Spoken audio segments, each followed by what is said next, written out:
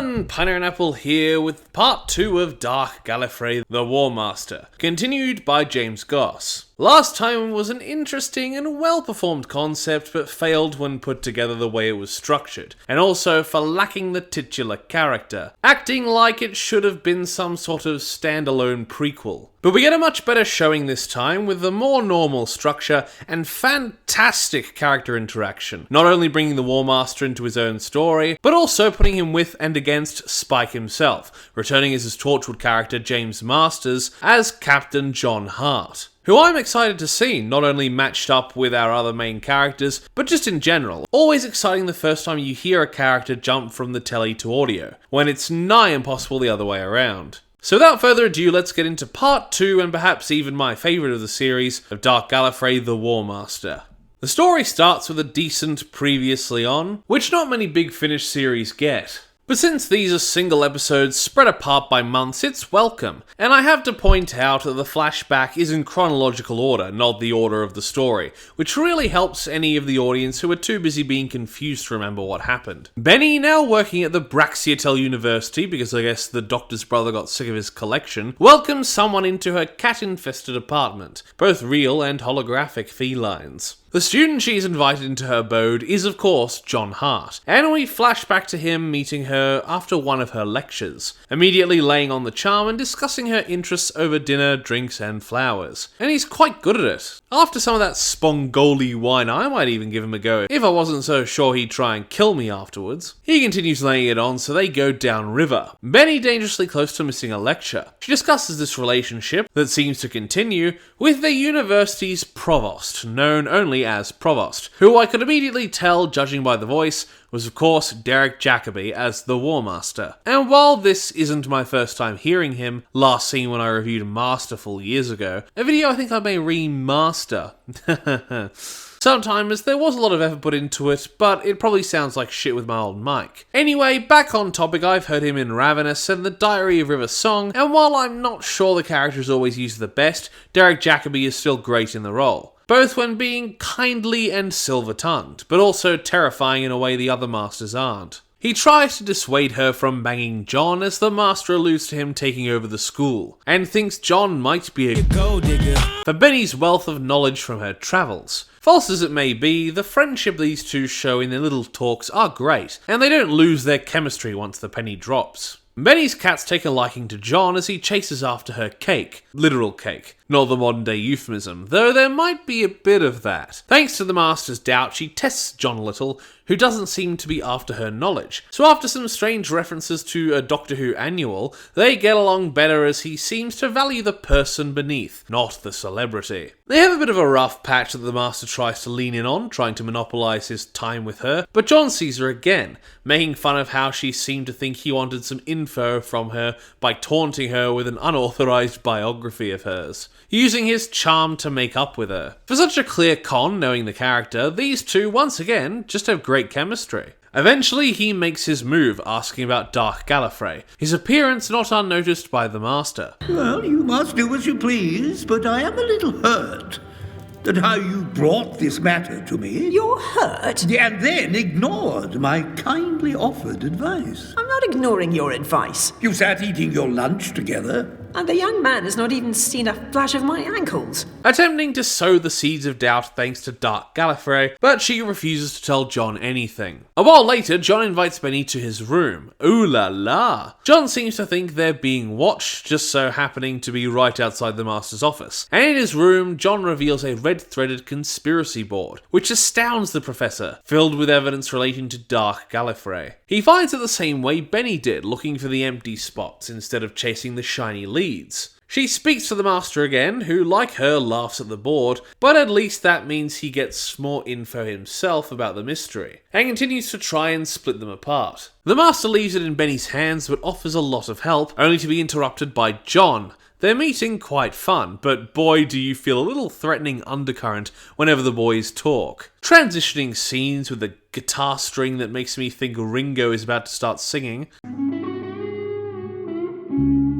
I'd like to be under the sea. John interrupts the Master's scribbling, ready to kill the bastard. But he isn't too worried, already pointing a weapon back, with his classic laser screwdriver sound effect. The two exchange blasts in the small office with enough snark to choke a snake. The office taking more of a beating than either of them. They're ready to keep fighting, but they set the fire alarm off. Stood sulking among the evacuated crowd, but after luring the ex-time agent away and getting him in a death grip, John gets a weapon off. But it isn't traditional. An injection that will blow the Master up as soon as John dies. He's confused why the Master is even there, but both of them are after Dark Gallifrey, thinking up an alliance, which with these two may be funny, but is never going to work in the long run. John ingratiates himself more by claiming he pulled the Master from the burning wreck. John continues his quest quite amicably, because Benny deserves the best, renting out a hall in the University Museum to make a Bernie Summerfield exhibit, showing off a lot of her finds. It's actually quite charming. Anyway, to make things better, it turns out this exhibit is going to be staying for months, which really makes it for her. But after making it sound like he was going to propose, Jesus, he could have gone a better way than that. He does propose something, but it's instead a joint expedition to Dark Gallifrey. Suffice to say, it does not go over well. Benny bursts into the Master's lecture, emptying his class, to bitch to him about John as he enjoys her floundering. Oh, God. It isn't all bad. If no one is in fact murdered, then I'll be seen as quite the persuader. I should come out of it quite well. Are you enjoying this? That implies I enjoy other people's suffering. The Master is happy she's thinking of getting rid of him after his screwing of the pooch, but in a well-built-up scene, he uses her vulnerable state to start chipping away at her psyche to get the secrets of Dark Gallifrey. He gets most of the way there in a scene that feels as sleazy and gross as it should. She fights back enough to buy time for John to come in and rescue her. In his rage, the Master reveals who he is, and is ready to use his TCE against them. John is about to take her to the spaceport, away from the Master, but she plays them both, locking them in and running away to start her escape plan. She takes a moment to hide and eavesdrop as the two murderers run around together and bicker quite deliciously, as John tries to explain to the Master what a cougar is. Benny manages to get away as the two realise they're standing around not getting anywhere fast. The Master even tries using John as a hostage, the two eventually realising she isn't even there. God, with this chemistry, John and the Master could fill a box set. They decide to go on a cat-killing spree, so find Benny in her apartment, packing her cats away. And we find out she named one of them Irving, after Braxiatel himself, which is hilarious. But as the killers break in, she jumps out the window and sends the holographic cats after them on murder mode. We haven't time for this. Yeah, but it'll be fun. I fancy a Cruella coat. She gets to the spaceport, setting up a cat sitter by dumping them on the spaceport workers, and struggling through a time-wasting guard bot. John is detained by a desperate student, so Benny makes it onto her ship as John is distracted. Unfortunately for her, the difficulty before was the Master keeping her long enough to sneak onto the ship. John just managing to get on with them before they take off. Benny begs the Master not to take her back to that hellhole, and after some fun character dialogue between the three of them, summing it up well as An omnipotent anomaly. And?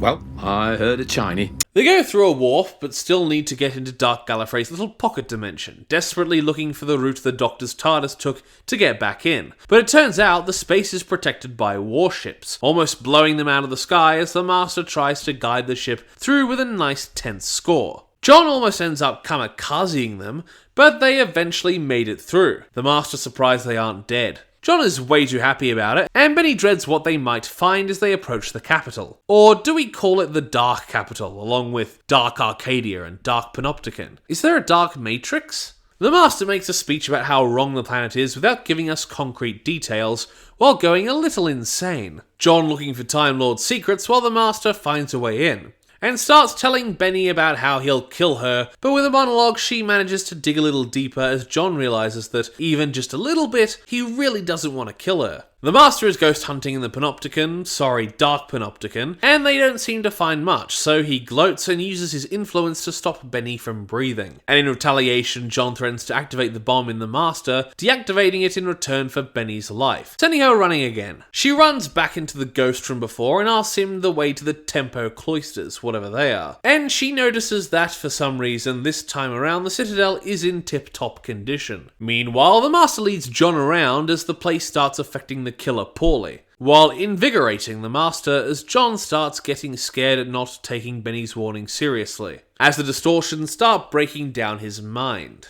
Benny makes her way to the cloisters, but the ghost disappears as the walls start disappearing, and Benny starts lashing out, only for the Abomination to appear, who apparently rebuilt everything for her benefit, and is attempting to attack and use her again to get out. She's ironically saved by the Master, who is very confused at the way Gallifrey is moving around, throwing John through a loop. John and the Master fight as he swears vengeance, only for the unbound Doctor to appear and whisk Benny away. The Doctor having promised to save Benny should she come back to Dark Gallifrey sometime soon. He asks about the Master and John, but she cares little about saving them, as the two share a great little scene, pretty light-hearted as they go off to the university together to have more adventures. Perhaps in the audio novels range, but never with David Warner again, for real this time. Probably. The Master is salty at the Doctor as he realises they had a plan to use Dark Gallifrey as a trap, leaving whoever was looking for it in the lurch. The Master almost shits his pants as he sees the Abomination, while John gets even more confused as the creature attacks the both of them, hanging the cliff for part 3. So as I alluded to before, this episode may have its faults, like strange scene changing, the story shifting from the campus to Dark Gallifrey to start the next part there, feeling a little disjointed, but this is definitely a perfect storm of great performances and character writing. All three of these main characters have moments with the other characters, and each dynamic is different but equally entertaining. And all three of the performers put a great energy in, making the characters entertaining not only on a comedic angle, and we do get a fair bit of that, but the romance between John and Benny is endearing, and the Master's duplicity works greatly off the other two. The Abomination does nothing except set up the next part, and we don't learn any more about Dark Gallifrey apart from a way to get there. But hey, at least this part has the titular character in it. There's not much else I can praise or dislike beyond what I've already said, but thanks to its focus on these fantastic characters and actors, and I commend whoever had the idea to use these three, it's a very good story, and it makes me excited for part 3, and I hope part 3 doesn't follow the trend of Morbius and be worse, if only by a slim margin. But I don't think it'll rate lower than part 1, so I'll give The War Master part 2 a very fun 9 out of 10. Thank you everybody for watching my review of Dark Gallifrey, The War Master Part 2. Please like the video if you liked it, comment down below if you wish, or if you want to point me towards anything you want me to check out on the channel, and consider subscribing, and if you do, ring the notification bell so you're told every single time that I make an upload. And I'll see you in the next review. Bye! Toast. A little piece of toast. Because there's so much to choose from. There's brown bread, white bread, all sorts of wholemeal bread. It comes in funny packages with writing on the side.